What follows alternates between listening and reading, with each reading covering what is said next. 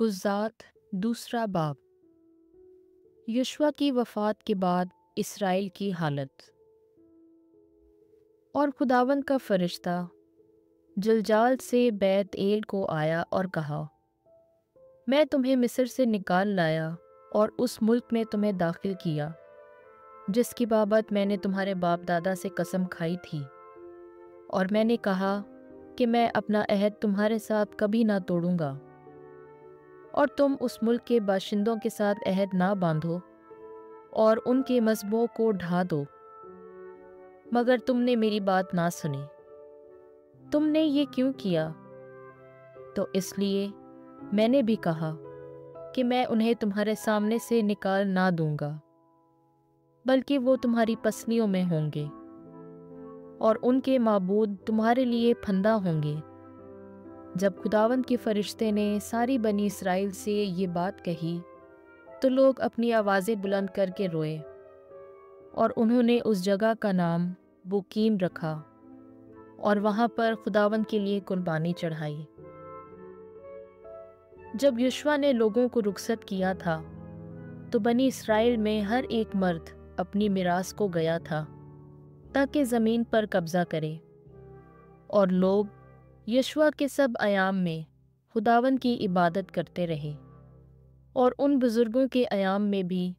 جو یشوع کے بعد تھے اور جنہوں نے خداوند کے سارے عظیم کام جو اس نے اسرائیل کے لیے کیے دیکھے تھے۔ اور خداوند کا بندہ یشوع بن نون 110 برس کی عمر کا ہو کر فوت ہوا، اور کوہ جاش کی شمال کی جانب کوہ افرائیم میں اپنی میراث کی زمین کے بیچ تمنا سارا میں دفن کیا گیا، اور اس پشت کے تمام لوگ بھی اپنے باپ دادا سے جا ملے۔ اور ان کے بعد دوسری پشت پیدا ہوئی جنہوں نے نہ خداوند کو نہ جو کچھ اس نے اسرائیل کے لیے کیا تھا جانا۔ تو بنی اسرائیل نے خداوند کی نگاہ میں بدی کی اور بالیم کی بندگی کی، اور انہوں نے خداوند اپنے باپ دادا کے خدا کو جس نے انہیں ملک مصر سے نکالا تھا ترک کیا، اور گرد نواح کے لوگوں کے معبودوں اور اجنبی معبودوں کے پیچھے چلے اور انہیں سجدہ کیا، اور خداوند کو غصہ دلایا، اور انہوں نے خداوند کو چھوڑ دیا اور بالین اور اشتاروت کی بندگی کی۔ تو خداوند کا غضب اسرائیل پر بھڑکا، اور اس نے انہیں غارت گروں کے حوالے کیا جنہوں نے انہیں غارت کیا،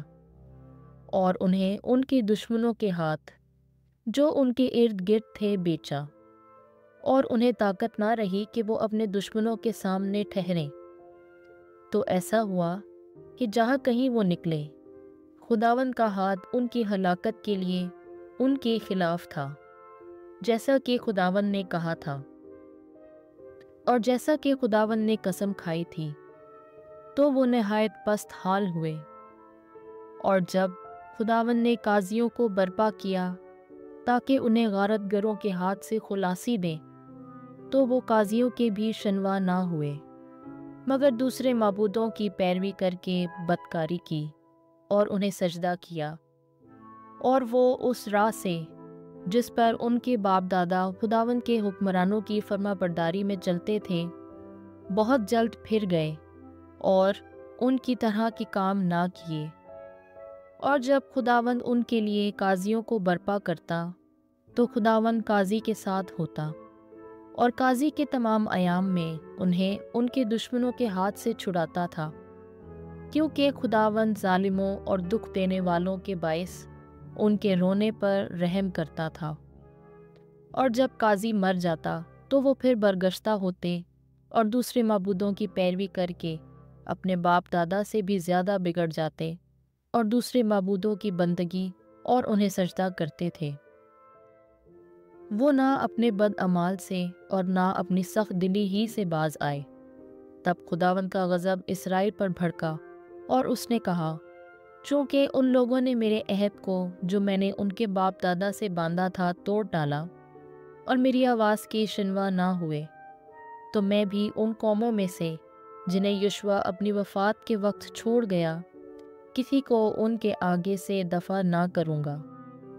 تاکہ میں ان سے اسرائیل کو آزماؤں کہ آیا وہ خدا کی راہ کو مانیں گے اور اس میں چلیں گے جیسا کہ ان کے باپ دادا مانتے تھے یا نہیں۔ اس لیے خداوند نے ان قوموں کو چھوڑا اور انہیں جلد نہ نکالا اور نہ انہیں یشوع کے ہاتھ کے حوالے کیا۔